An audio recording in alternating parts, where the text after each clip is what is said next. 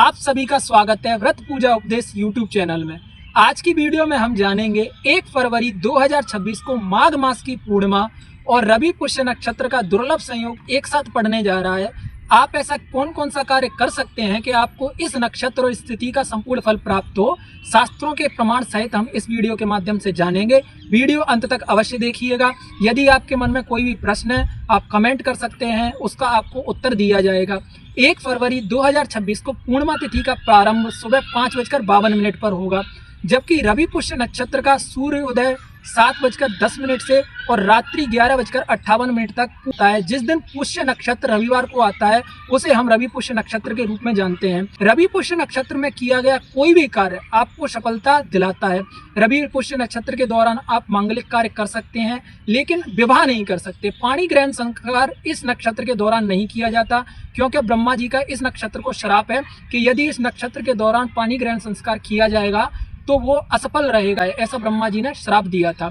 अब आपको कौन कौन सा कार्य करना चाहिए। यदि आप माघ स्नान घर पर कर रहे हैं तो में ऐसा वर्णन आता है कि इस दिन जलाशयों में जितना भी जल है वो सब जल गंगा जी के समान फल प्रदान करने वाला होता है। यदि आप घर पर स्नान कर रहे हैं तो आप जल में काले तिल डालकर फिर स्नान कीजिए।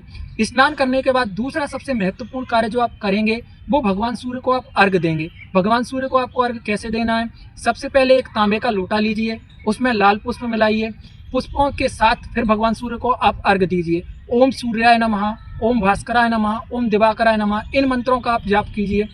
यदि आप पाठ करना चाहते हैं तो सूर्य हृदय स्तोत्र का आप पाठ भी कर सकते हैं।